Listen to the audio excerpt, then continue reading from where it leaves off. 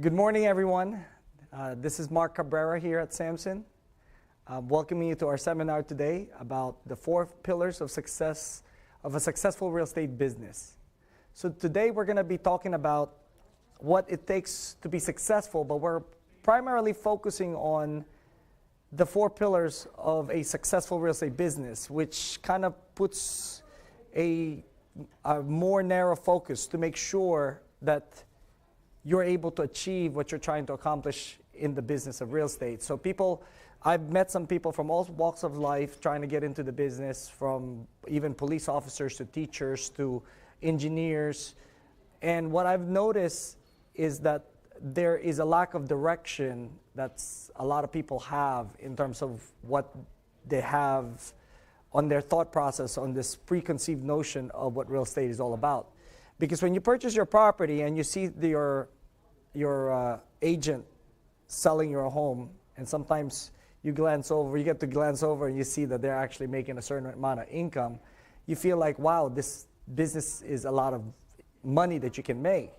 But what people don't realize is the back end of this business requires a lot of maintenance, a lot of work that you don't get paid for, a lot of ups and downs, that there's certain parts of your business when you're trying to get to settlement and it doesn't happen, or a lot of obstacles you run into. The most important part that you have to understand is our perseverance of making sure that we've done our best and making sure that we understand that this business is based on a process. It's based on fundamental principles that you need to rely on. And these pillars I'm going to talk to you about is essential in real estate, as well as it can apply to any business that you may have out there.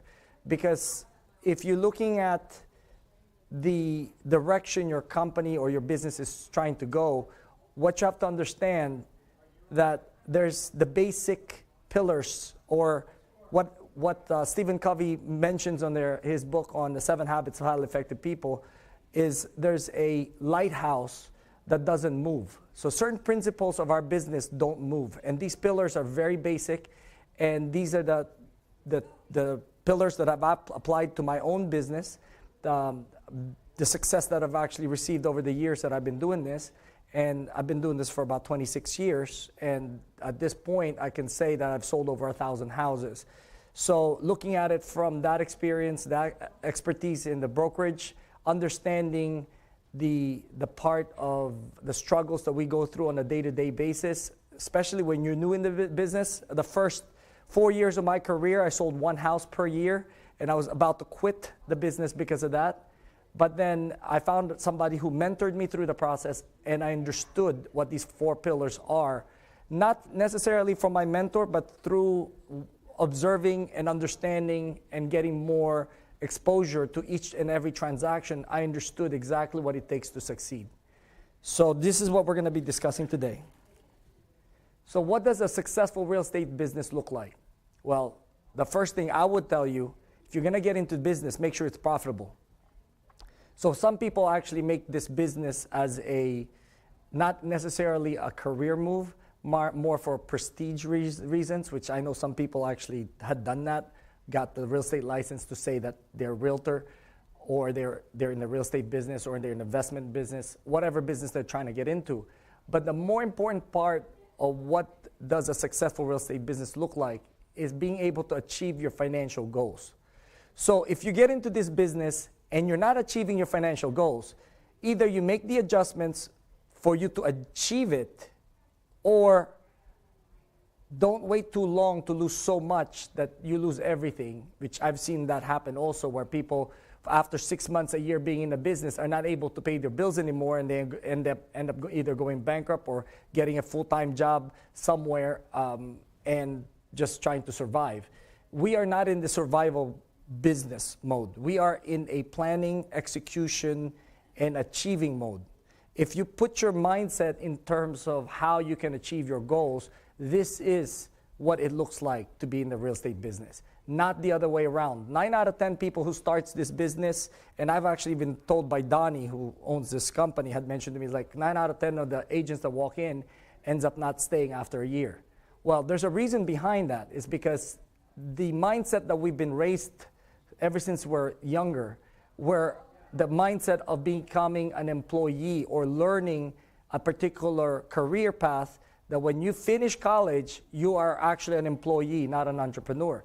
How many times have you taken classes going through school that they're teaching you how to think for yourselves, how to actually run a company, and what's the mentality, the attitude, the motivation that you gotta keep it going for you to succeed in the business? What does it take to be internally being able to be responsible for your actions and your behavior, being accountable?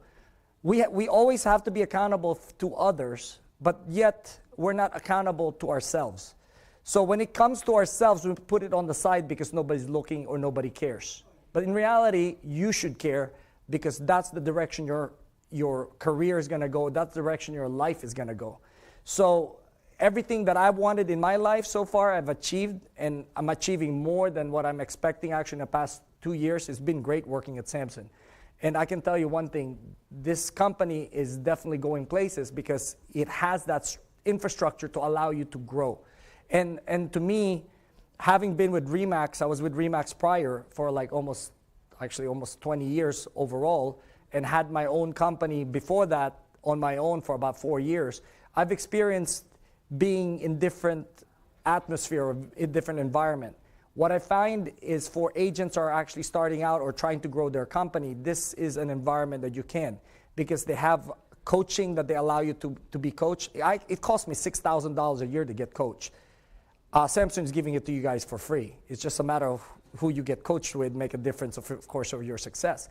But that $6,000 that I paid every single year was way worth it, because at some point I was making $920,000 in 1 year. All you got to do is look at my Bright MLS and you will see my numbers, and you'll see exactly the numbers it looked like. But what does it take to be successful is not just the financial goals, which I achieved, by the way. Only thing is my personal life got ruined to go along with it. So it has to have a balance somewhere, and this is one of the pillars we're going to talk about today. Also, able to have a personal time. To me, as much as you want to have your financial goals achieved, wouldn't it be nice to be able to take as much vacation as you would like? I mean, given the situation of last year, 2021, still pandemic on that stuff, I took 14 weeks of vacation. I mean, people might not have noticed it, but I'm sure some of the people that work with me actually noticed it. But I still got a lot of things done. And the reason why is because everything that I do is intentional. It's something that I do based on a plan and based on an executed plan. Now, here's what happens. You get days when you wake up, like especially this morning. I was like struggling to get up this morning. I'm going to be honest. I'm just like you, like all of us, struggling to get up in the morning. Well, especially for this particular morning, because I've been exhausted. I had a surgery 2 weeks ago. That's why there was no seminar for a couple of weeks, because I was out. But I'm still recovering from that surgery. And waking up this morning, I realized, I was like, oh my gosh, I feel so exhausted and tired. But yet, I'm excited. Why? Because I have a mission statement that I've written down in my bathroom that I read every day. And when I read that, it made me realize, you know what? It's game on. It's time to actually get up and get things going and get things done. Because every single day that you do things, it gets you towards your goal. But here's the interesting thing about it. It's like brushing your teeth. I brush my teeth at least twice a day. Some of you guys probably brush it 3 times. And I met some agents who I was training. It's like, brushing teeth is optional. And I'm like, okay, okay, that gets really interesting. Well, anyway, I mean, it's not an optional thing for me. I'm pretty sure for you guys too, it's not always optional. You have to brush your teeth. But here's the thing. You brush your teeth every day, twice a day, 3 times a day. And when you go to your dentist, most of the time, the results are good, right? In those days that you miss 1 or 2, right, and you still show up to your dentist 6 months later, it's still okay. But when you stop actually brushing your teeth for a week, let's say, right, and then get back into it, and then a month later, you didn't brush your teeth for a week, 6 months later, you find the results, right? This is the real estate for you. Whatever you do today affects you 3 months from now. So it's every day you don't prospect, don't expect results to come out 3 months from now that you're going to have transactions. I mean, you must be dreaming at that point. I mean, let me know what you're taking, because, I mean, if you're that happy 3 months from now and you produce nothing, then, let me know what you're taking, because I want to be happy too, because I'm not going to be happy if I'm not going to be producing anything in the business. Why? Because this business supports my causes, my needs, my wants in my life. Everything that I actually kind of strive for is based on also financial. Also, when I notice that, also, it's not everything. My life doesn't revolve around making income. My life revolves around producing income to support my life. That's the biggest difference. So some people actually just work because they need to pay their bills. I work because I want to have a beautiful life. And the beautiful life I'm talking about is more than 14 weeks of vacation. 14 weeks was actually good. And believe it or not, my income has grown the more vacation I take. And people tell me, like, some of the people I'm actually mentoring and coaching, like, Mark, are you serious right now? You take more vacation, you make more money. Believe it or not, you do. Because what happens is the more relaxed you are, the more happier you are as a person, the more attractive you become to others. And it's a natural thing. So when people tell me, like, prospecting, making phone calls, but they're miserable, don't expect results out of that. Who would want to actually work with miserable people, right? People like to work with positive people, and I'm pretty sure you do too. If you want to actually work with somebody, you want somebody who's uplifting, positive, who would want to actually achieve your goals, and number one, for everything else before anything else, is that they care about you. And that's what we miss in this business. There's not enough training on how to take care and be very caring to others. Be kind and be caring to others. And it's the most interesting thing, because sometimes I had a job interview when I used to be a recruiter a long, long time ago, before I went full-time in real estate. There was an applicant that was so nasty at the door, actually, at the building. And I'm the one doing the recruiting. So this person actually was so rude and going to the appointment. But this person didn't know that I was her appointment. So by the time she got to the appointment, basically, I already had an impression of her that I wouldn't want to place her anywhere else. And I was actually doing recruiting for accounting and finance at the time. So believe it or not, you don't know who you bump into out there. And here's the thing. When you run into a situation, you bump into somebody, and you're not nice to them, right? It hurts your business 100 times worse than if you bump into somebody and you actually happen to be nice to them. It actually gives you 10 times of possibility that you can get referrals out of it. I mean, literally, I walk into certain places, putting up a sign at an open house, and the couple is walking by with their dog, and they're renting a property in that neighborhood. They ended up buying it through me. Because why? Because when I was putting up the sign, I took the time to talk to them and let them know there's a house for sale. But they didn't buy that house. But they would like to work with me because I was positive, I was caring, I was kind, and I took the time. These are the things that actually make a difference. Your success revolves around how you walk, how you talk, and how you carry yourself. So it's very important to have personal time, because that's how you build that side of the business. Building that side of the business is being able to understand yourself and your insecurities and how to overcome those. Because those are the ones that deter you from success. Because what you think what others may do to you, you end up assuming others that what you would do to others is what others would do to you. So you're assuming certain premise, and when you're talking to people, you cannot build trust this way. Because, especially if you've been hurt in the past and you're still kind of like lingering and trying to pull that back into the conversations that you're having, people don't want to be around you this way. So having a better lifestyle, to me, is why I'm in this business for. The difference between somebody who sells 5 homes and 50 homes or 100 properties, the difference is not just the income, it's the lifestyle. See, if you sell 10 to 12 houses, you make a certain amount of income. Well, that's the income you're working off of your lifestyle. Now, if you're a big saver, definitely you're going to be very, very careful with every single dollar you spend. The difference is, if someone's selling 50 to 100 houses, right, they're like probably between $400 and $1 million income. It's a completely different lifestyle. They can save most of the money as well, but they could be buying houses cash every 3-4 years and eventually don't even need to work. See, at some point in our lives, we can work our darnest, which I've actually done, and through my situation, basically, I went through a divorce, lost my whole, everything, and had to start over. What I came to realize is what was lacking in the whole aspect of planning and execution is that what did I do with that $7 million of commission? Because that's how much I've made over the years. What did I do with that $7 million of commission when there's nothing to show for? So yeah, I had the wonderful time, the best time in the world. I felt like a millionaire at some point. I mean, the vacations were lavish. I've been to like 33 countries. I've done a lot of things in my life. But the one thing I did not do is plan on the part where I actually made the income. So as much as you want to make the income, learn to save a portion of that income. There's a book actually, The Richest Man in Babylon. Actually, that's where I learned that from, what I came to realize, and also the Millionaire Next Door. There's two books that I would recommend for you guys to check out, because those are that's the part that I had to learn moving forward, because now I'm more careful. Instead of actually like buying new cars, I'm actually buying cars that I pay off. It's a decent looking car, but it's not fancy, but it's good enough for what I need to accomplish. So to me, it's more the being careful on how you spend your money as much as how you make the income. So those are two important factors that we got to look at. So working as an option, at some point, we're going to retire, right? How do you want to retire? Do you want to retire actually just trying to figure out how to pay the next bill? Or do you want to retire being able to go on vacation the whole retirement, or actually being able to volunteer without worrying about your bills, right? That's the biggest difference. You have a question? What's the name of the second book? Millionaire Next Door.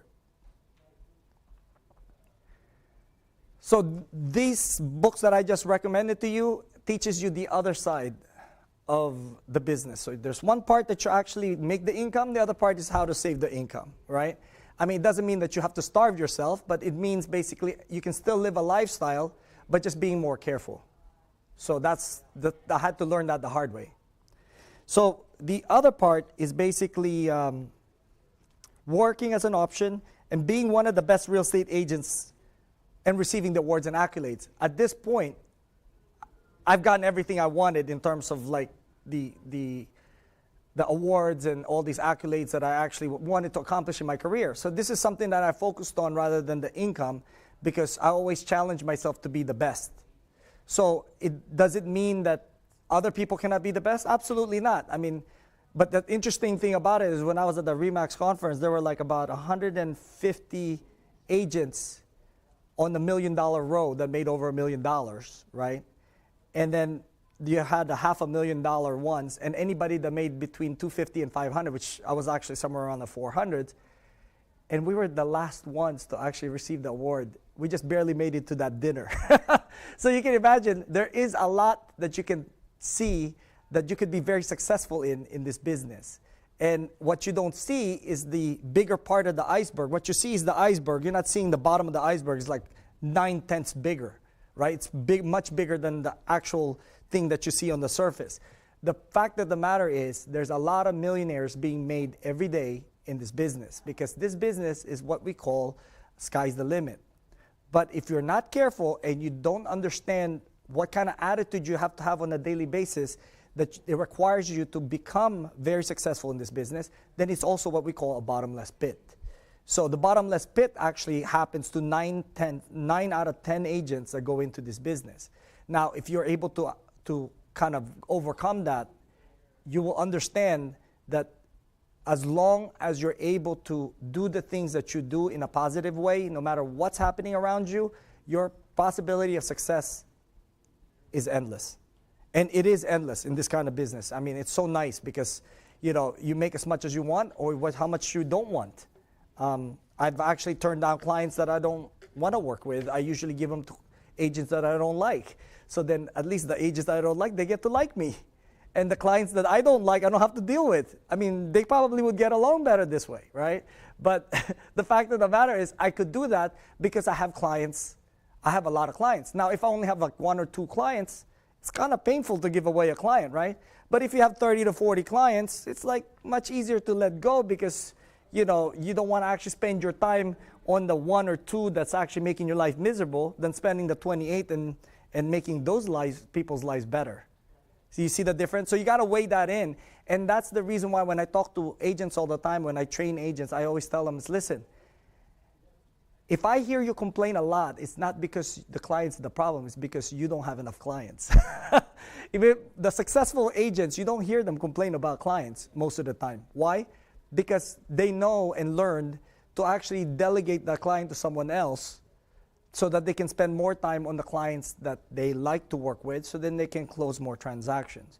So, because what happens is when you're not really 100% on the clients that you're working with, you don't put all your heart into it. And what it takes to really succeed in this business, especially nowadays, is for you to be present.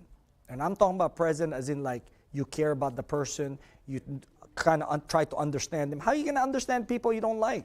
You don't even want to understand them as much as possible. Sometimes you don't even want to hang out with them. It's like the minute that you're actually like done with the appointment, okay, bye-bye. You just go away, right? Because that's what happens a lot of times. We run into situations where we meet clients and we cannot choose clients because we don't have enough clients. So the goal here is you build up to the level where you have a lot of clients. And how do you build up to the level of how the clients? Is you do the prospecting side of it. This is the other pillar that we're going to talk about today.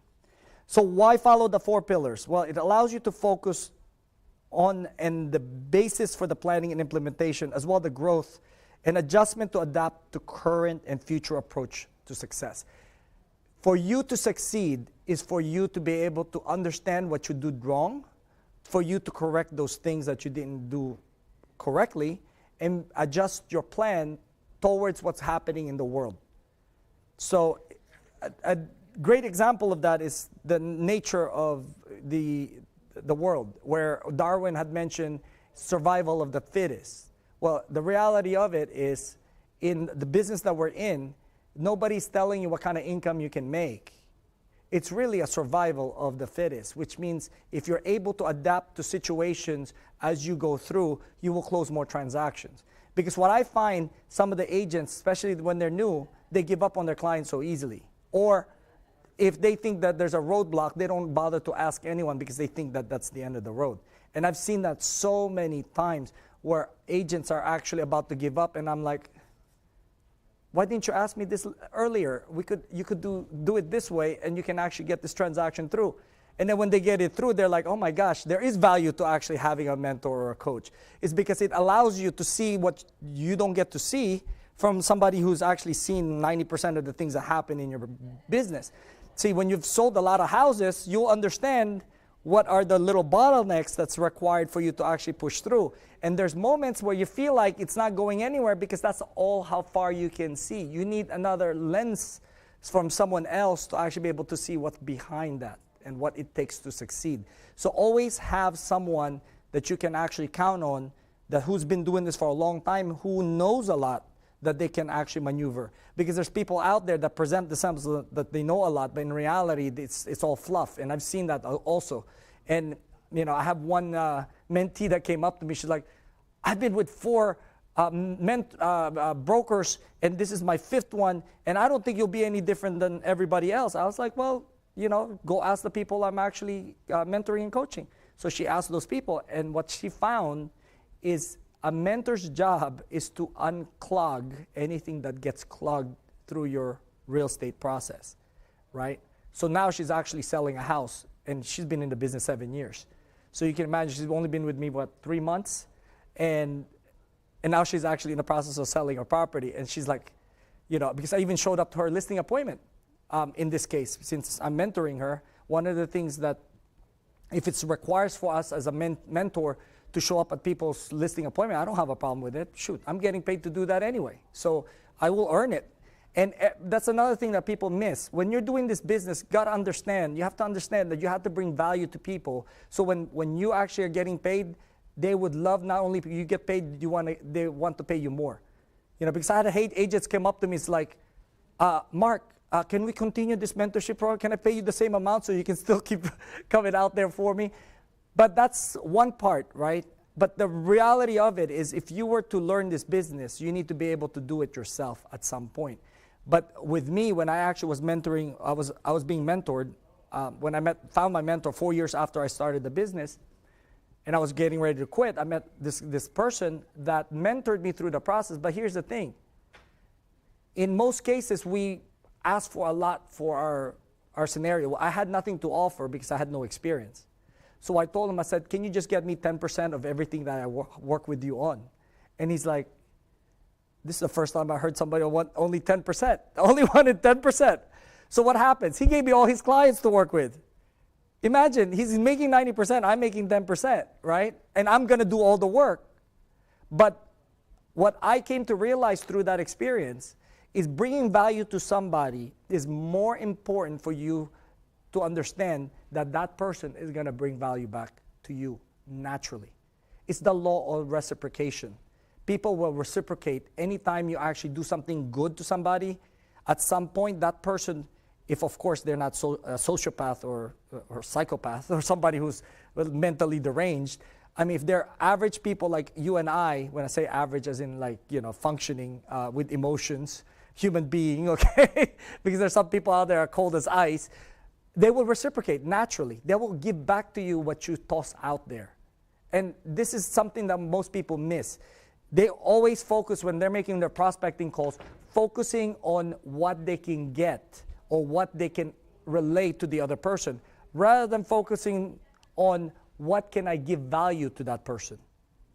So that's why there's a rule of like a 70-30. You're supposed to be listening 70% of the time and speaking 30% of the time. Why? Because that 70% of the time allows you to be able to actually get the information from the person you're talking to understand what value can you possibly provide to that person.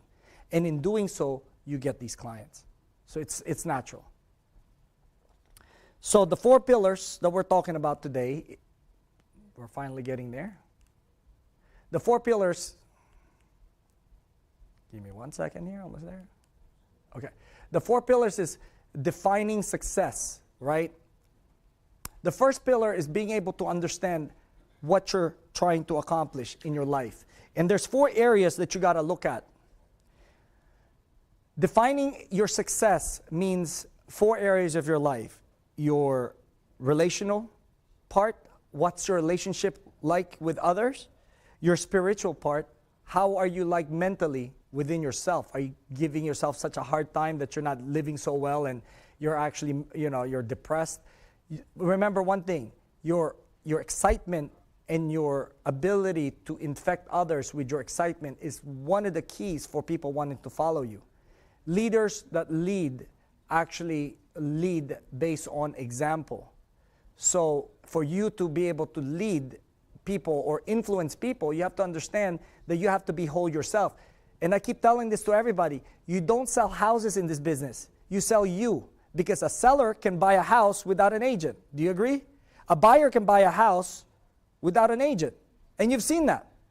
Literally right now, the new homes development, a buyer walks in, no agent, they buy a house, right? Sellers in this market where it's so crazy, their next door neighbor has a family member who wants to move into your house. You can literally sell it to that next door neighbor and not have an agent, right? Why would they need an agent? And the reason why they need an agent is because you created value to that person that's looking to buy or sell a house, because you sold yourself. When I say sold yourself, is they like you and they can trust you. See, no matter what technology we have out there, if you notice, real estate is still a demand. Real estate agents are still in demand.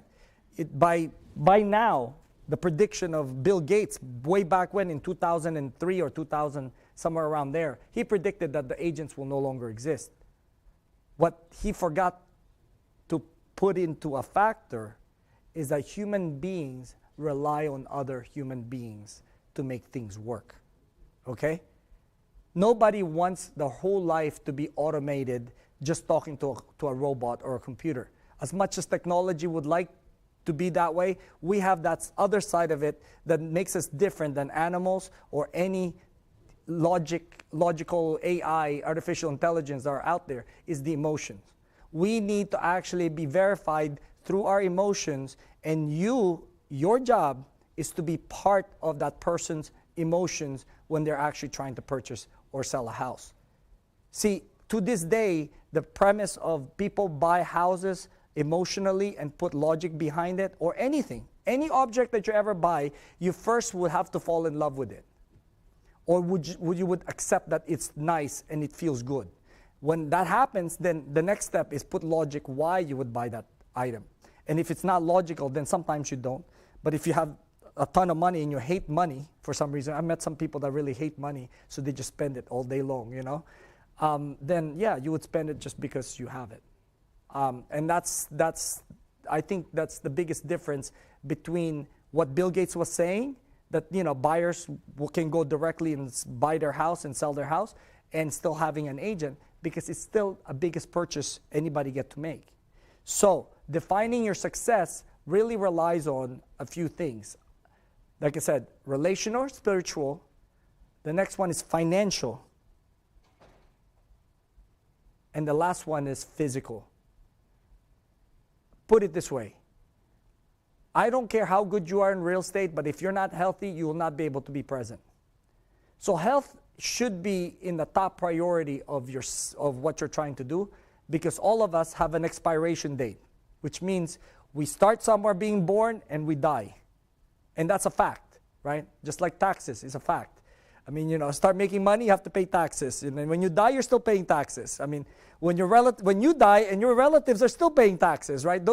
I think that's what they said, the two realities of life is death and taxes, okay? They will always be there. You cannot make it go away. It's just there. That's a fact. So if that is a fact, why not live your life physically healthy? Being able to take care of yourself, not putting alcohol in yourself or smoking or drugs or any other, like eliminating all those things that actually can ruin your health. I'm being very careful, put it this way, I'm being very careful with what I put into my body. Sometimes the doctor will tell me, oh yeah, well, you got this diagnosis, so I'm going to give you this prescription. But if that prescription actually is going to harm me in any way, which sometimes it does, I'm being very careful, making sure I took it to the minimum, or if I can make it through without it. I mean, maybe I don't listen to my doctor all the time, maybe for a good reason. I mean, I've never been to, knock on wood, I've never been to a hospital overnight, and I actually don't take any medications regularly. I'm almost 50. So if you can imagine, taking care of your health is a big thing for me, mainly because I could do more things in life. I can actually do more, activities. I'm still scuba diving. We go on vacations all the time, all these things that I love to do. I don't want to limit myself for that. But here's the thing, right? For me to show houses, wouldn't it be nice to be able to climb up and down the stairs easily? Wouldn't it be nice to be able to actually drive from one house to the other without feeling so exhausted? Because you actually take care of yourself, you exercise, you eat well, and you don't become obese, that kind of stuff. Because to me, I mean, there's all these reasons why our health goes down. But more importantly, you have to understand everything is a habit, just like success is. So defining your success is based on all these 4 areas. Back then, if you talked to me when I was 28 and making this ton of money like crazy, I was only focused on making money. Well, in the process, I lost my family. I lost my relationships with my kids. I mean, all these things actually factored in, and I had to learn it the hard way. So rather than learning it the hard way, they said the best lesson, I think was Tesla actually was mentioning, the best way to learn, I saw this quote somewhere, hopefully I'm correct on this, the best way to learn is not through your own experience, but through others. Because then you don't have to actually suffer like other people did. Does that make sense? So, I mean, to me, that means a lot. If I had known that at 25, 28 years old, I would actually have done a better job in making sure those things are taken care of. So the second thing that you have to look at is the second pillar. So the first pillar is define your success in those 4 areas. Now, definition of the success in those areas, by the way, you have to write it down. Why? Because what gets written gets done. Okay? As much as you have it in the back of your head is great, but our minds are very moody. And so in our bad moods, those things goes out the window. Those days that you don't want to brush your teeth, if you're in a bad, if you're feeling really terrible, you skip it, right? I don't skip it. No matter how sick I am, I can barely open my mouth because I had my nose surgery. I'm still brushing my teeth and flossing and it was like so painful. But you know what? I do what I have to do because that's something I set myself to do. So having it in writing is the most important part of this process of defining your success, how you're going to be successful, because it reminds you, just like my mission statement in the bathroom, it reminds me, why am I getting up in the morning? So it can get me excited. So in a nutshell, my mission statement in life is one of those things that I want to be the best husband, the best father, and actually the best friend that I can be with the people I have around me. And I want to be able to help them as much as I can. And I want to actually be close to God. These are the things that I value very closely. And I put that in a mission statement. So on days that I'm actually practically cursing something out, when you're actually, or so angry, or like so upset, or so sad, or whatever it is, whatever mood that you're in, you're able to kind of overcome that, because it reminds you, puts you back in a place where you wrote that, and you say to yourself, you know what? I'm actually centered again. This is the purpose of a mission statement. As much as it sounds fluffy, or, kind of like, oh yeah, that's, I've had people tell me like, that's a bunch of BS kind of thing, right? And I'm like, well, you know what? If you don't apply it, if you don't read it, if you don't actually look at it on a daily basis, I have mine laminated so it doesn't even get wet. I mean, it doesn't even get dirty. So just to make sure that, this is exactly what I want to do, because there's moments in life you don't feel like doing these things, right? And you got to remind yourself, because who else is going to remind you? Who else? Nobody's out there actually care more than yourself about yourself. So that's the reason why you got to do it this way. The implementing plans is something that successful people have as a common, okay? The reason being is because plans are only plans, and it never gets anywhere until you start implementing it. So the premise of having implementation of plans is the plans have to be, number one, realistic. So the question you have to ask yourself is, when you made that plan, is it realistic? And when I say realistic, it's based on your standards, not other people's standards. Because I hear people all the time, oh my gosh, Mark, you'll never make that's this is kind of interesting. When I was doing recruiting, my boss came up to me one day and said to me, Mark, if you want to continue real estate, I'm not going to allow you to, because I want you to focus on recruiting. And I said to him, well, will you pay me over 100 grand a year? Because that's my goal in my real estate, is to make over 100 grand a year. And he comes up to me and he's like, no, you're lucky if you even make 75,000. So when I left that boss, I quit, actually. He told me I'm fired, but I said I quit first before you fired me. So when I left that person, a year later came around, and I was making $75,000 on my first year going full time. And I was so tempted to knock on the office and actually show him exactly what he was telling me. If I'm lucky, maybe I'm lucky. I'm making 75 grand. But then the following year, I made over 100,000 already, the second year, after I actually left my full-time job. Third year was like close to like 150. Fourth year was like 200. Fifth year was like 250. Gets interesting. On my sixth year, the person I was mentoring with cut me a check for $93,000. I still remember this, in 1 month. And slips it to me and says, somebody at 32 years old don't make this kind of money. And I looked at him, I was like, yeah, but this is only 50%. The other 50% went to you. I never seen anyone making $93,000 doing nothing. So I actually stayed around for another year and a half. The only thing I was asking him is to give me an assistant, because I didn't have a life. I was working 60, 65 hours a week, no day off for a full month. I mean, every day, Sunday to Sunday, Sunday to Sunday, 1 full month, no day off, and I'm working like 12 to 15 hours every single day. So this is the lesson I had to learn about the other parts of success. It's not just the money, but it's also the time you have for your personal time and for your life. So that part was actually had to learn the balance. So my ex-wife at the time was so mad at me. When she went to visit her family in France, I get a call from the fraud department of the credit card company. It's like, hey, there's a $10,000 charge that was charged in your account in Paris in 3 hours. I'm like, $10,000? It's like, yeah, somebody's using your account. I mean, so I called my ex-wife, like, what's going on? Oh, I went shopping. I'm like, what? $10,000 in one day. And she's like, yeah, I hate you so much. I would spend every single dollar you ever make. I don't blame her, because the fact is, I didn't know. Nobody was showing me the other side of the success. The other side of the success is keeping your relationship intact, having personal time, having, a balance in your life, being able to spend time with your family or whoever you care about, because at the end of the day, we're not going to live forever. And these memories you cannot bring back. I cannot bring back my 3-year-old daughter, when she's already 24 years old, or, at this point. I cannot bring back my 8-year-old daughter who said to me, Dad, I don't remember you spending that kind of time you did, when I was that little with my youngest son. Because at that point, I learned the lesson, so I was spending a lot of time with my youngest son. So I have a relationship with my youngest son, but not my 2 older kids.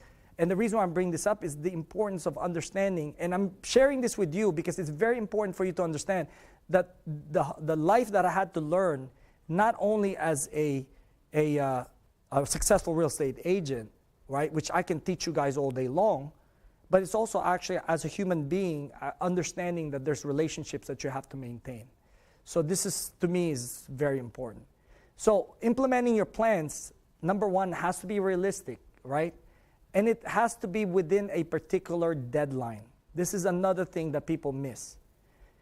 See, if you want to make $100,000, put a date when you're going to make that. So it actually becomes more realistic in terms of trying to push to get to those numbers, whatever number you're trying to push for, right? So having a deadline on everything that you do is very important, because when you put a deadline, the likelihood of that, and you take that deadline seriously, the likelihood of that implementation to happen is very high if you put a deadline. Why? Because that deadline allows you to actually focus on making sure everything else is in line. Do you have the resources to achieve whatever you're trying to achieve? I'm talking about resources of money and time. That's basically what we have to work with if you really think about it, right? How much time do we have and how much money do we need to actually be able to, to drive around nowadays, you fill up a tank, it's like $60 to $70 per tank, right? So the question is, can you sustain 3 to 6 months of being able to actually do the kind of work that you do without having the bills come up to you and put a lot of pressure on you? And I was speaking to somebody the other day, and she was telling me that she has a full-time job, but then if she quits her job and she goes full-time, that's what she was thinking of, because she's so miserable with her work that she's going to do well in real estate. I said, well, you got to transition yourself. You cannot just jump in unless you have 6 months of savings. And the first question I ask her, do you have 6 months of savings that you won't be pressured to try to actually make transactions happen? And her response to me is no. So I said, keep your full-time job. Because at the end of the day, you don't want to be putting dollar signs on people's forehead thinking how much you're going to make out of them each and every transaction, just because you have bills actually you're chasing right behind it, right? People can feel that. See, when people tell me like, oh, I present myself this way and that way, everything that happens in your personal life, guess what? It does affect you in some ways in your business life. So, that's actually one of the Mahatma Gandhi's quote, actually. What you do in one aspect of your life is basically who you are in all aspects of life. It's because life is one indivisible sum. This is who we are, and the better person we become, the more attractive we become for others. People actually, like I have an investor who actually sat down with me the other day, and I was thinking, he knows a lot of agents. Why me? He's got a whole system set up of being able to get short sales, foreclosures, probates, that kind of stuff. But in certain cases, he needs an agent. And he sat down with me. He's like, Mark, can you be my agent for all these transactions that I'm pulling in? Because I need an agent to actually kind of represent me in some of these transactions, because there's certain rules that I might end up, ethical rules I might end up breaking because I'm not licensed. And also, I want someone to be there to make sure that it can be negotiated with being a third party, not me being in front of those people. Can you do that?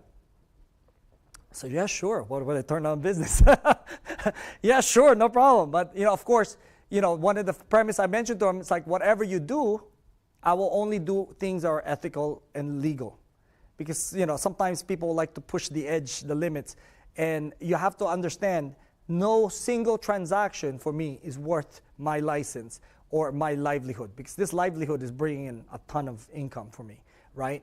But more importantly, if I were to do something illegal, I wouldn't do it in real estate. I would be doing it in more sinister stuff that you can make millions of dollars, like one of Putin's people.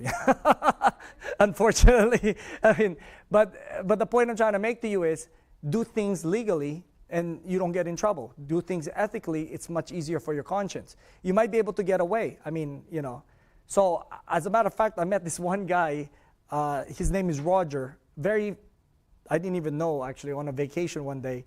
And we were on a golf cart together going from one resort to the other. The resort is huge.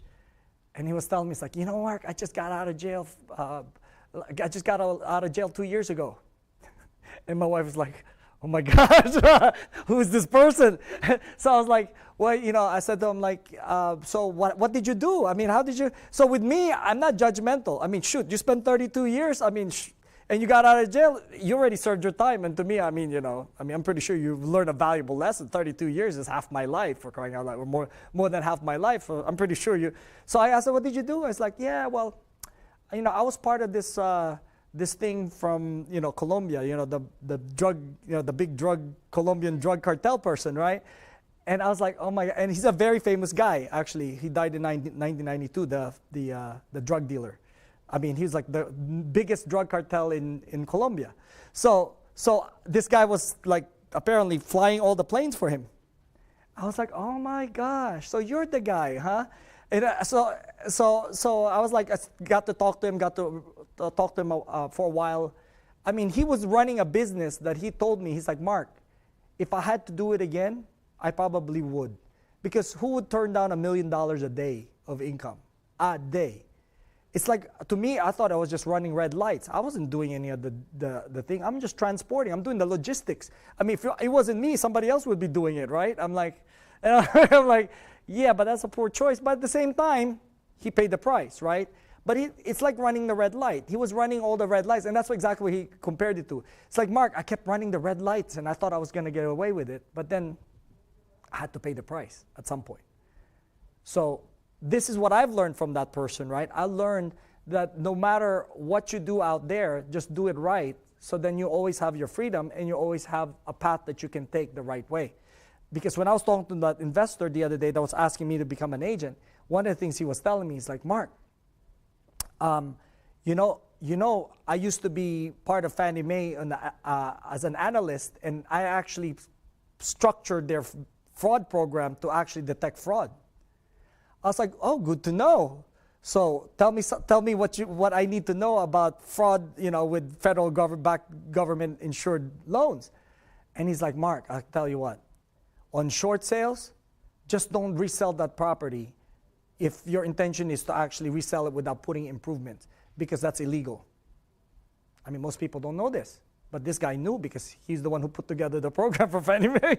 So I was like, okay. So he was there for like, I think 14 or 15 years in Fannie Mae. So I'm always constantly trying to learn not to get in trouble, right? Because even as simple as that, and he's like, there's a place where you can actually find all the cases that people went to jail for in real estate. And as a matter of fact, there's one here in Kensington, one of the agents in Kensington that went to jail for this stuff. He bought a short sale, sold it the same day to the next person without fixing the property. So literally the bank took a loss, and then he actually took a gain. So it's ethical, unethical, but also it's illegal.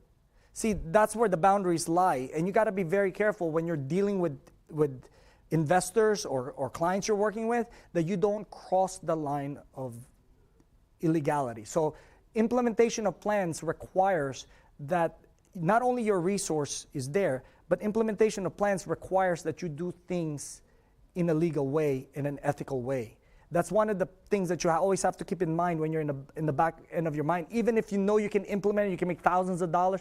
Well, needless to say, this person that did this, sold up short sale in a day, ended up in jail for 3 years for making 15 grand. Now, is it worth it? Absolutely not.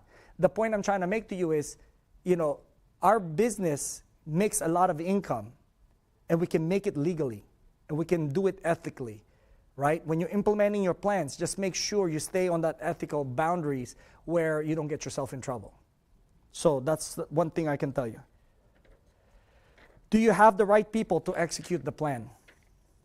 So as much as you can get in trouble, like me, I was a broker, I always was careful with who I have around me, because the brokers get in trouble for the agent's behavior, because ultimately our license is actually hanging for other agents.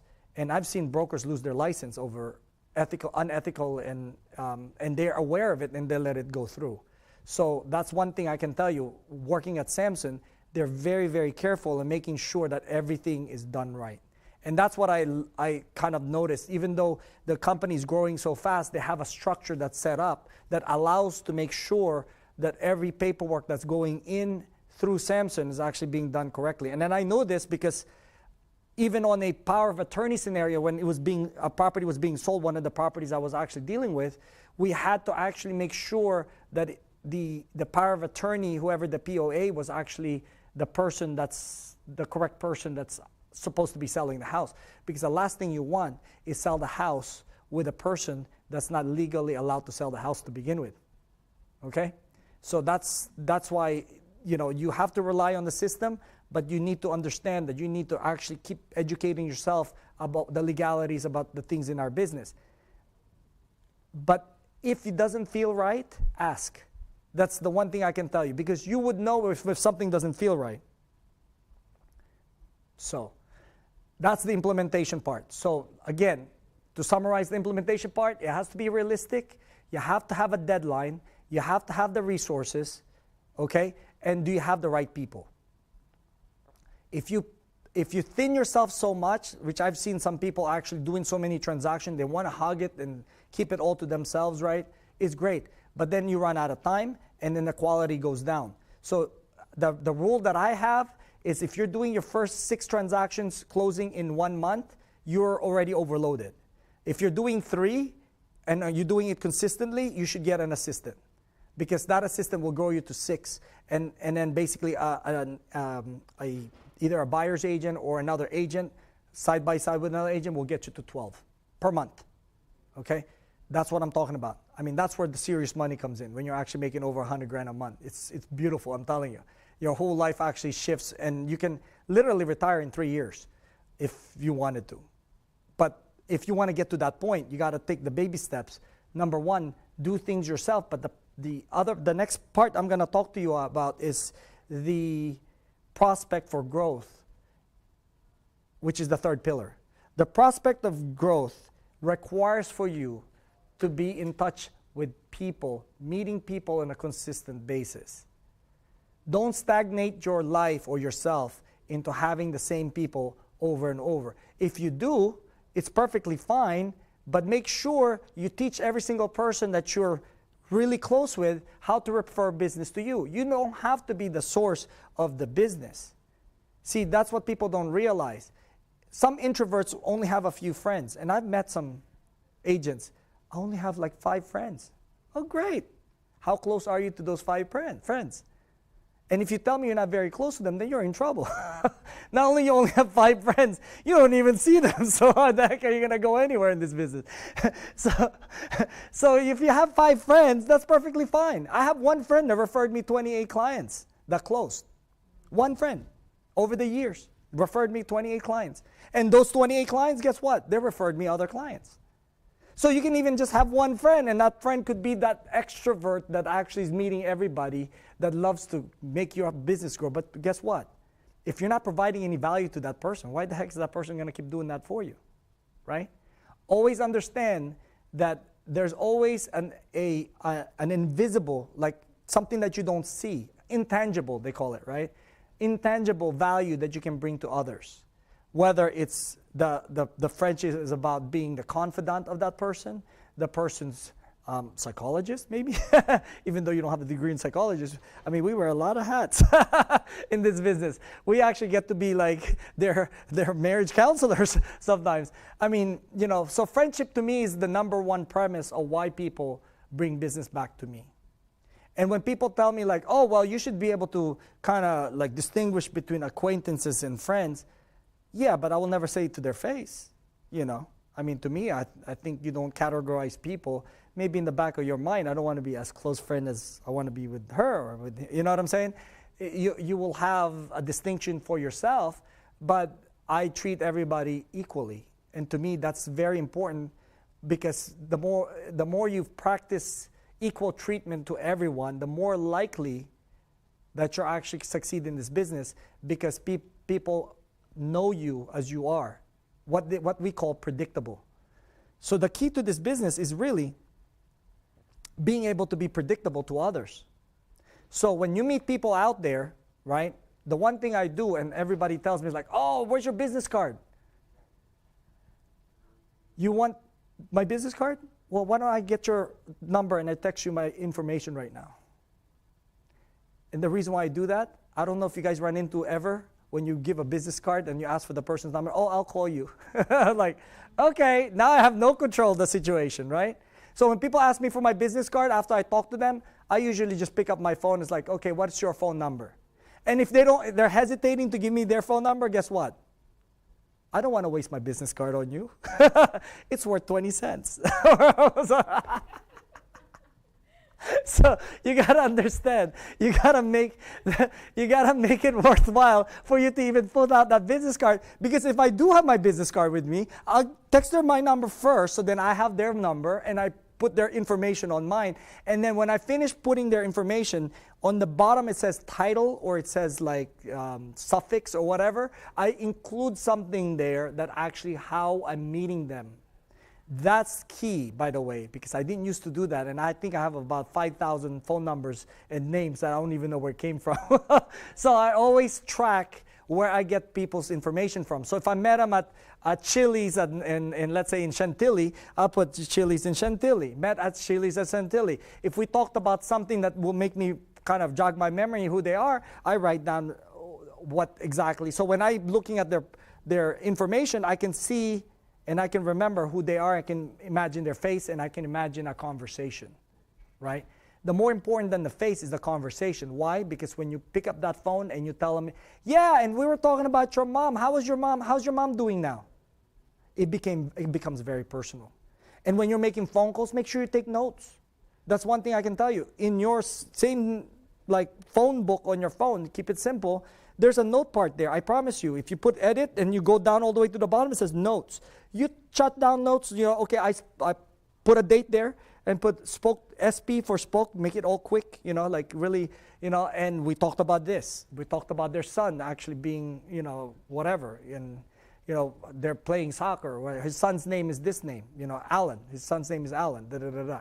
So when I'm actually having a conversation with that person, I just pull up the notes. I know exactly the last conversation we had, or even prior to that, and then I bring up those information, because I cannot remember everybody's name. But guess what? I want to be best friends with 1,200 people at least. You know, that's the way I look at it. 120, by the way, is just the general rule. If you have 120 people and you're very close to those 120 people, which is very hard to do, by the way, but it is possible with today's technology, because you can already put their birthday on a automatic text, on a scheduled text, and every year you'll say happy birthday to them without even doing anything. So I have like happy anniversary, happy birthday, you know, all programmed into my phone that actually just text them happy birthday on every single year. And you know, if they believe in Christmas, and have Merry Christmas. I mean, you know, but you don't have to, and you can make it as short as possible. To me, the shorter the message, the meaningful it is. Because some people want to brag about like, oh, I'm at the Samsung top producer and this is blah, blah, blah. I'm like, nobody cares. I'm sorry. Well, you know what people care about is that you care about them. Okay? That's what people care about. They don't care what your accomplishments are. They care about you caring about them. And then in doing so, you can get business. So I actually once in a while have coffee with one of my clients, and this afternoon, her sister is buying a house, as a matter of fact. So I'm actually working on trying to work with her to try to actually buy a home. And luckily, I mean, I guess I was fortunate. We started with, I think, like 600 to 1.5 million, and now we're actually at 1.875 million. I'll be showing houses today. So I'm like, oh, wow, this is great. But that's from coffee from her sister, who actually happens to love me because we talk about all her issues on coffee. And I talk to her about my issues. And that's what friends do, right? I mean, I talk about all the great things that happen in my life, and she talks about all the great things that happen in her life. You know, like her girlfriends, they went out to Las Vegas and da-da-da-da-da. She tells me everything, which is to me, I'm like, oh, this is great, you know. I think growing up, actually, I hung out primarily with women, so I can have a better connection with women for some reason. So, like, you know, hanging out with mostly women of all my life, actually, I kind of know, you know, I kind of know how to actually interact with them. So I'm actually one of her close friends. And I have a lot of those in my life. Why? Because this is the nature of the business that I got myself into. You know, like 3-4 months ago, one of my friends who happens to be a plastic surgeon calls me up and says, hey, Mark, can you write an offer for one of my friends? Actually, she needs an agent. Can you write it in the next 2 hours? I was like, yeah, sure. It's like $1.6 million the person bought. So, I mean, so knowing the people and becoming friends with people is as important as prospecting. See, prospecting, 1/10 of 1% is your probability of closing. 1/10 of 1%. That is a huge number to actually overcome, which means you need to call hundreds of people to get one client. It's a lot of work. With me, I actually like go out there. If I meet a guy who actually happens to be taking care of my, you know, like one of my friends actually was taking care of my lawn, right? He's already referred me 3 clients that bought a house with me, right? That's the difference. The difference is being able to connect with people and get to the point where they think that they could actually put their name behind your name. Because that's what referral is. A referral is somebody who wants to have your services through their friends, which means they're putting their name on the line. Do you agree? And if their name on the line, you have to be predictable. Because if you're not predictable, they wouldn't want to send you business because their name is on the line, right? So that's the key to everything that we're doing. You have to be consistent in meeting people on a weekly basis. If you're not meeting anyone on a weekly basis, then your business is dying because some people actually already forgot about you. Okay? Are you planting seeds on a daily basis with each and every person you can? When I say planting seeds in our business, is inspiring people. Are you inspiring them to own a house or become an investor if they already own a house? Or actually make changes in their lives to better themselves and upgrade their home? Or actually if they're renting, to own a home, right? Those are the things that you're looking at. In the market we're in right now, from my understanding, the interest rates actually went up, I think, 0.5% in the past week, but it went up also another 0.5% like in the past 3 months. So we're up 1% at this point on the interest rate, and it's going up. From the trend looks like, from my understanding, Federal Reserve put out a notice out there that they're going to raise the rates 4 times this year. Well, that's opportunity. Why? Because the market is starting to slow down, inventory starts to go up, and those buyers that were actually on the fence because there's not enough inventory is going to stop popping up. And people that are actually inflation kicking in, groceries are getting more expensive, food's getting more expensive, everything's getting more expensive. Gas is getting more expensive. Guess what? With all that inflation coming in, will actually create hardships out there, unfortunately, and some people will start to lose their home. And when that starts to happen, basically, you'll see what happened in 2008 happening in today's market. I had one of my best years in 2008, 2009, 2010. One of my best years are actually in those years. Why? Because when the market shifts, people don't know what to do, right? I look at that as when there's chaos, there's opportunity. So when there's chaos where people don't know the market is shifting, they don't know what to do, I look at that as like, oh my gosh, we're starting from a starting line right now. Like, you're the top agent last year, 2 years ago, guess what? Your market is gone, so you're back in the starting line with me now. Now I have an opportunity to actually get started with you, together with you. We're all together in the same boat, right? So there's going to be a weeding out of agents out there who's going to end up taking a full-time job and leaving the business. So there's going to be less agents. Less agents mean less competition in terms of number of clients that you have to actually deal with other agents. So the opportunities are there to grow your business, but you have to be aware of what's going on right now in this market. So we are March going into April 2022. this market is going to be changing in the next 12 months. This is what I see, in my opinion, okay? I'm not an expert on other markets, but in the real estate market, I've been in this is my third cycle of a downturn. So I know what it looks like when it's downturning and the opportunities that you can have on those areas. So foreclosures, short sales gonna go up first, foreclosures gonna go up next. You know, I have a buddy in Tampa who actually told me, like, Mark, I'm going back into asset management when the market turns, just be ready. So I'm getting my Florida license. I'm actually working on kind of setting up my crew to make sure I have enough people to actually work with. Because on a foreclosure market, which I've actually, have listings on foreclosures, you need manpower because the amount of work it requires for you to get consistent listings on that side requires you to have people that are actually going to be doing like winterization, the rekeying of the house, eviction or cash for keys, which, by the way, that's how I got into the business. I couldn't evict people. I didn't have the heart for it. So I'm like, I'm not going into foreclosure. And then one day they're like, wow, the banks decided they're going to give money to actually let people out of the house. I'm like, oh, I like that one. So it actually offered, like, I knock on the door. I was like, hey, I could have a check for you looking like this if you actually move out of the house. So I actually enjoyed that better. So going into this marketplace, that's how they shifted. There was no short sales back then before 2006. And I was already starting to get into it because I had clients that are actually in trouble and I had agents who don't want to handle short sales. So I took them all. Why? Because I wanted to learn that part of the business, which yielded me about 235 transactions over the years that I've been doing. That's not bad. I mean, on the short sale, but people don't like it because it's a lot of work. But then the way I look at it, that's what the title company is for. They were slow at the time. So I'm like, hey, can you get your assistants and your attorneys to actually negotiate this? And in 2008, they shifted and they actually wanted professionals to handle short sales because, of course, our business is more marketing than actually negotiating something with the bank. So that's when the title company stepped in. So now I'm actually, even right now, I'm starting to get short sales. I'm actually closing one hopefully in the next 30, 45 days. So knowing what I know, I have my finger on the pulse. I know what's going on in the market. So what I teach is one thing, but if you're not out there in the field, you can teach in theory, but you're not going to actually really have people learn unless you know what's going on. So the market is shifting, be aware of it, but prospecting has to be consistent.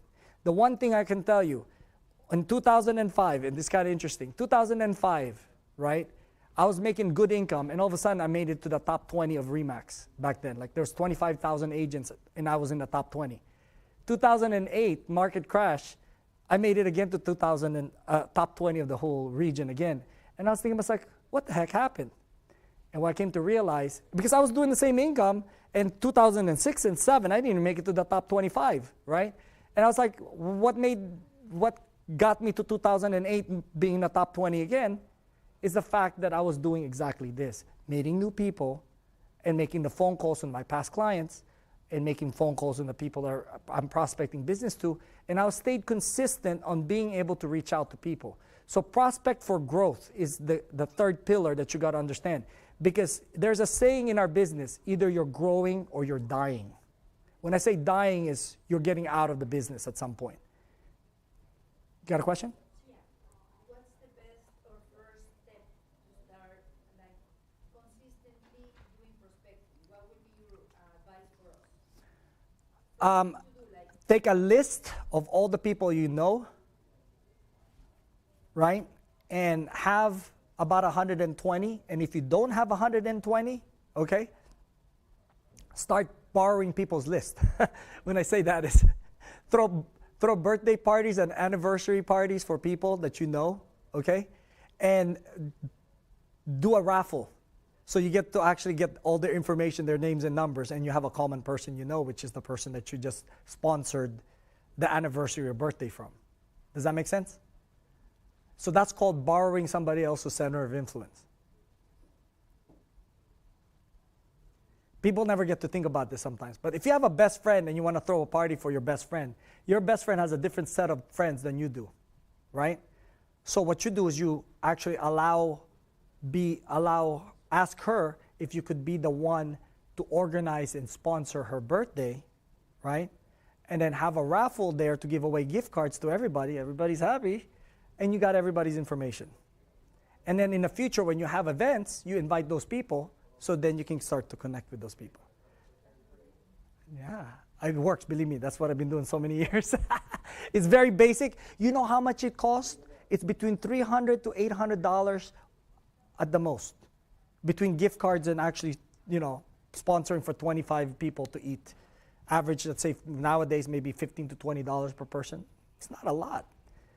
I would rather spend money on my friends than spend money on postcards and mailers, like some people do.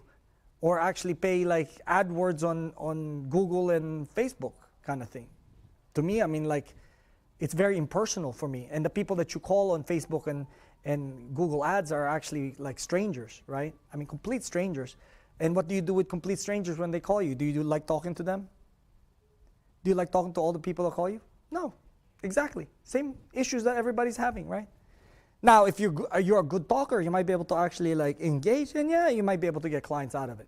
But it's a statistical number that you got to understand that marketing works, because you have to actually run a specific number of calls that you put out there, and eventually you run into somebody who actually could use your work, could use your service, right? But a lot of the times they're not like the ones that are ready, which is okay to me. We met somebody actually in the middle of nowhere, and and actually like sat down with her and talked to her about how to improve her credit. Not myself, but loan officer did. But then that relationship is beginning. It'll take about 6 to 8 months before that person can buy a house. You see, but that's the cold prospecting side. The easier part is the people you hold their events for them. And then, since you're the one sponsoring, sponsor out a raffle where you get people's names and numbers and email addresses. Just don't harass their friends, because now, pretty soon they're not going to be your friend if you harass the heck out of their friends, right? So what you got to do is once in a while you invite them to an event. And the event doesn't even have to be about you. It could be like a church event, or it could be a community event of some sort, right? But knowing the fact that you are actually connected to them through a mutual friend is much easier. It's warmer. Do you agree? So if I'm friends with you and I met you and I'm talking to you, we have a common friend. So you're not going to misbehave, because your common friend actually might say something like, "Why are you so rude?" It's like, man, I'm not selling you anything. So planting seeds is very important. When I say planting seeds, this part here is very important to understand. When you're planting seed, it means you're inspiring people. Like people that are not owning a house, I usually start planting seeds at some point. Second or third conversation I have with them, I talk to them about the benefits, why you would want to own a house, because, like right now, inflation, 20 years ago when I was renting a 2-bedroom, it was only $650 a month. And today, that same 2-bedroom in that same unit is actually $1,600, $1,800 a month. That's inflation for you. But guess what? Since I own a house, that mortgage payment is the same all the way for the next 30 years, and then 30 years from now, you don't have to pay anything. That's the biggest difference. That's one of the things I tell people when they're renting a home. Why would you rent a home? You're wasting your money that way. Make sense? Makes sense, but right now it's like, how do you advise people to buy their house if they are afraid that they are going to go to short sale soon? Like, how do you sell houses knowing that the market will... They don't have to go short sale if they put enough down payment on it, right? So save money. If you're afraid of that, save money. Oh, better yet, wait. Wait, when the market crashes, you and I will talk about it, and we'll go look for houses then. What do you think? The market is going to crash at some point, right? So that's why I'm so excited about the market crashing, because I got all those people waiting. I got like over 100 people actually waiting for me to actually give them, hey, it's time to buy. So yeah, I prepare them. If and when the market crashes, does the interest go up or down? Usually interest goes up. That's why the reason why the market actually goes down. Here's how, this is the relationship between inflation, knowing a little bit about economics. If you look at and the facts that happened in 2008, all you got to do is research what happened in 2008, and you can see the correlation. The interest rate gets brought up by the Federal Reserve to slow down inflation, which means to slow down the increasing of prices. That's the reason why they raise the rate. So you got to do your research on that, and you'll get a better understanding why I'm mentioning that the market is going to actually slow down and the prices are going to start to calm down. Because if you can afford $2,000 a month right now, and the interest rate is 3.25%, let's say, right, 3.5%, like the way like 3-4 months ago, then your mortgage payment is going to be like $1,800 or something like that, right? But that same $300,000 today, if the interest rate's at 4.5%, is going to be close to $1,900 to $2,000. And if the interest rate goes up to 6.5%, that same property is going to be around $2,100. So at some point, your monthly payment cannot be affordable. So now you have to actually buy down. So your same $1,800 budget that you have, like in December, that you can buy $300,000, you can only buy $280, $270. Hence the reason why the market will slow down. There's going to be more inventory. And also the fact that people right now are actually, the inflation is kicked in and it's more expensive to live. So at some point, the budget's going to get bombarded. So where you're budgeting for let's say $1,500 to live, now that same $1,500, you have to pay $2,500 to live, right? So now what's going to get eaten up? At some point, you're going to be behind on your bills, right? And that's where the short sale starts to kick in and the foreclosure starts to kick in and the market starts to slow down. All you got to do is research what happened in 2008. You can see the correlation of everything. Yeah. I'm not a market expert, but I know because I studied what it looked like on the two other instances that when we had a market downturn, interest rate goes up, market slows down, prices goes down. So it's somehow or another, I mean, it's correlated, but the direct correlation between real estate prices and housing real estate prices and is directly correlated to jobs, people's income. So if people's purchasing power goes down, then there's less people going to be buying at some point. And the people that are actually be on the fence right now in the next 2 years, that's why we're going to hit the peak. I think we're not even at the peak yet, but I think we're going to hit the peak. I'm talking about not the prices, but I'm talking about the volume. See, I care more about the volume because when I'm talking about a peak, if I actually did, let's say, 24 houses last year, I want to actually look at it from this year. I want to make like, let's say, 50 houses. I have a better chance of doing my 50 houses than the previous year. Does that make sense? Because there's more people that are going to be able to actually compete than what it is right now, where you actually have one house and there's like 10 offers or 5 offers. Crazy numbers, right? At some point, that's going to slow down because the interest rates are going up and there's going to be less buyers. Buyers have to step down in terms of what they're able to afford. And there's going to be actually a scenario where the prices that's gone up too high, people cannot afford. They're going to start losing their house. And then the whole cycle of the downturn, what we call recession, kicks in. So, like I said, I'm not the expert in that, but I've been studying that. Why? Because it directly affects how we do business. So being able to adjust your business towards what's going on in the market is a very critical part to be able to grow. And that's the fourth pillar we're going to talk about. So are you calling past clients and prospects to stay in touch with them? Because this is essentially what I do. I'm planting seeds so when the market crash, these people that own houses become investors for me. Those people that are actually don't own houses, they can be my clients again, right? Those people that are actually like on the fence, they're gonna move forward. And also I'm getting them to kind of like, hey, have you been saving money? Because this is something that you would need when the time comes you need to buy a home. So saving money is really quite important. So that's one of the things I keep reminding them, save money. Are you active in your communities that you have influence in? So being active in communities is actually another important aspect of what we do. Because we can get clients from our own communities, believe it or not. And some of the people I've been mentoring this year, the past 12 months, I have one that started in January, was being mentored by someone else for 6 months prior. And she was like, oh my gosh. And this year, I think she's done about 10 or 11 transactions already in the past year. Because I showed her exactly how to market her own community. And she's getting business like there's no tomorrow from her church. because she became active at church and she started actually like, doing all the activities, inviting the people to the activities, the volunteering and all that stuff. She started doing all that stuff. And next thing you know, the pastor loves her so much. And it's like the pastor's giving her all the clients. Hey, listen, so-and-so family looking to sell the house. Can you actually help them? And like, oh yeah, sure. So next thing you know, she's selling all these houses. And I would say 50% is from the communities that she started marketing to. But when I met her, she's like, communities?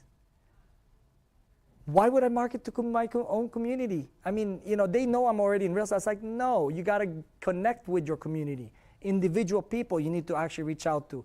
And the more you volunteer, the more the person who's in charge of the whole community will want to give you business, because what? Reciprocation. You see, you're putting out a lot of time to help another, the church leader to actually, kind of achieve their goals. Guess what they're going to do? They're going to say, oh my gosh, you're doing so much. So-and-so looking to buy a house. Can you help them? Right? So it's a natural, reciprocity scenario. And that's how she's getting her business. 50% of the business coming from there. Yeah. Are you staying in touch with family and friends? This is something that, and are you providing consistent value to those people around you? Those are the easiest one that can give you referrals. If they don't like you, they won't give you referrals, of course. I mean, some of my family members love me. Some of them don't really like me. So it's just the way it is, dysfunctional. So are you willing to go out of your comfort zone and network with other vendors? This is another thing. Your vendors can refer you business. The people that you work with already, or the people that you're doing business with, the plumbers, the heating, HVAC people, the estate sale person. I mean, you have to have an arsenal of all these vendors to begin with to be able to run a decent business, because when your clients need something, they need to be able to rely on you to actually be able to get the right people for them. I'm actually the resource for everybody that has issues with their homes. I always tell them, hey, listen, you run into a problem with your dishwasher, call me. you have a roof problem, call me. Not necessarily I'll be the roofer, but then what happens is I send the business to a roofer, and guess what? Law of reciprocity kicks in again, right? I'm in touch with that roofer. Roofer actually likes the fact that they're getting business from me, and they send business back. So, this is the part that I was telling you about adjusting and correcting. The market is shifting. You have to be willing to adjust to the way the market is going. So on a market where it became a seller's market, listings is key. I mean, I haven't really not sold a single listing in the past year and a half, 2 years, because it's so easy to sell listings, right? So just work on picking up listings. How do you pick up listings? Well, there's many ways to pick up listings, but the best way to pick up listings would be able to actually kind of reach out to people who are homeowners. And anybody could be a homeowner, right? People in your community could be homeowners. Your vendors could be homeowners. But what do? You plant a seed in them, telling them, hey, it's the best time to sell if you're going to upgrade your home. If you want to upgrade your home, it's the best time to sell a house. I have a client, actually, as a matter of fact, I told him it's the best time to sell a home and then rent for the next 2-3 years. When the market crashes, then buy a home. And guess what? They're living in a rental for three-year rental until their daughter graduates, and they're planning on buying a home in Florida. By then, I'll have my broker's license there, and I sell them a home there. But I actually sold their like $600,000 single house because it's the peak of the market. It's like, you can't get any more profit than what you would get on your house in this kind of market. Why don't you sell your home? Sure enough. And the lucky thing about it, I found a buyer who didn't have an agent that walked into my open house. So they became a customer. I sold the house, and I make this kind of income, and then I found them a rental to stay for 3 years. And when 3 years come around, they'll buy a house in Florida, and they'll buy a house in Florida through me. And guess who implanted all that seed? I was the idea guy. I gave him that idea, and it worked. You see? So now they're planning on that stuff. They have their money like stashed away, over like $300,000-$400,000 actually stashed away in their bank. They're just waiting for the market to crash so they can buy a house, single house in Florida, cash, paid off, no mortgage. It's the best deal in the world. I said, you can't work forever, right? There's your retirement plan. And they loved it. I'm the one who implemented that. How long it took me? It took me about a year of communicating with them and kind of having them think about this. And then a year later, it blossomed into a tree. So you create your own market here. What people don't understand, Our business is relational. Our business is confidence. People confide in us about their issues and their problems or their dreams or their aspiration. Our job is to actually create a plan that we're, of course, part of the plan to actually make those things happen for them. And then when you achieve it, they feel great about you because you achieved their dream. And I'm working on achieving their dream.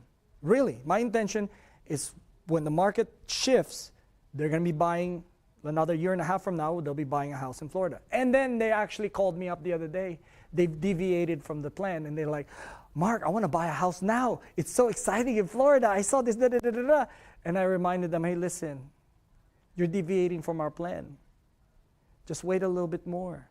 What's the rush? Your daughter's still going to high school, finishing high school another year. Why would you stress yourself out right now? Why would you break a lease? You have it for a 3-year lease. And she's like, you know what, Mark? I'm going to stop looking. I said, great, stop looking. So my job is to direct them to the right place because at the end of the day, when I achieve their goals, their best friend, her best friend, she referred to me, bought a house with me. Her cousin bought a house with me. Her mom bought a house for me. Her daughter sold a house with me. I mean, I probably got like 7, 8 clients from them already, right? And one of the things I can tell you, I'm one of the most patient people because when it got very, very dicey and tricky and very stressful, at some point, she said some things to me that I was like so hurt. But then I told them, I was like, you know, in that kind of situation, people actually, you know, people react differently when they get stressed. So later on down the line, she apologized for actually behaving the way she did, right? But to me, the way I look at it is you have to understand the psychology of individual people for you to understand how you can maneuver through the process and being able to actually really help people. Because my ultimate objective here is to help people. So whatever it takes to help people, and if I have to remind them that this is our plan, they're deviating from it, then, you know, it works. So here's the thing about the adapting part. Are you willing to adjust your way of doing business based on what's happening in the marketplace? This is the reason why I brought up the marketplace, what's going on in the marketplace. Because you need to start preparing on actually reaching out to asset managers, you know, banks, applying to become a vendor to some of these banks, because at some point when foreclosures go up or short sale go up, they'll guess what? They assign agents. And if you're in the list, you have a better chance of being assigned a listing. You go on their site, look for vendors, call them up. Hey, how do I become actually a vendor for your company that would sell real estate? I mean, that's one way to do it.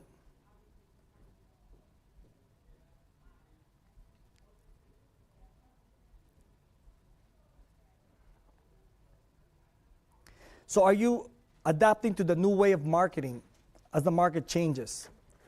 There's agents that I know in the past that's still not gotten into the internet or social media at all, and they're not getting any business from that. And they used to be top agents, but now they're actually phased out. Why? Because they haven't adjusted to how the market and how business is being done in this marketplace. So you have to be able to actually kind of adjust to how people are marketing their services out there and be able to reach out to more people this way. And are you adjusting your time to become more productive? Because some people want to do everything, but if you can delegate things that cost $15 or minimum wage to other people, and you can focus on the things that make you $50 to $100 an hour, then that's the kind of income you're going to make. So one of the things we've done now, actually my wife and I, we hired a person to clean our home because we don't have time for that. We're both working. And we still want to be able to spend time with our kids. So we have somebody coming in twice a week to clean our home. Back then when I was actually with my mentor came up to me, he's like, you have a full-time nanny and someone cleaning your house every day? I'm like, yeah. It's like, I have to clean my house myself. Man, what kind of life are you living? I mean, that's a good life. You don't have to do anything at home. I'm like, no, because I'm busy working. I'm busy making my $100 an hour or $200 an hour. So making my time more productive this way. Are you willing to correct and adjust your plans as the market changes? So you want to be ahead of the curve, like I said. You know, before short sales starts to come up, be more knowledgeable about it. Take courses about it. Be able to kind of like understand where the business is going to come from. And then try to figure out how to get in there before foreclosures happen. be aware that, you need to be reaching out to asset managers and banks to try to create a relationship with them. So these are the things that we need to be aware of. So lastly, I'm going to leave you guys with a quote. So this is, according to Darwin's Origin of Species, it is not the most intellectual of the species that survives.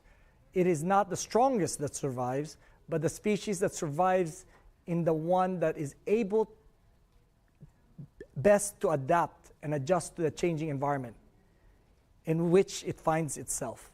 So this is a quote from Leon Maginson. He was a professor, and he was discussing about how the oil markets were back then. So be able to change with the business, within the market, and how the market moves. This is really key to everything that we're doing. So if you want to actually kind of grow your business, focus on these pillars that allows you to actually grow. But more importantly, is be able to adjust, which is the last pillar that we just talked about, to the way the market is moving. So thank you so much. Thank you for being here. Thanks.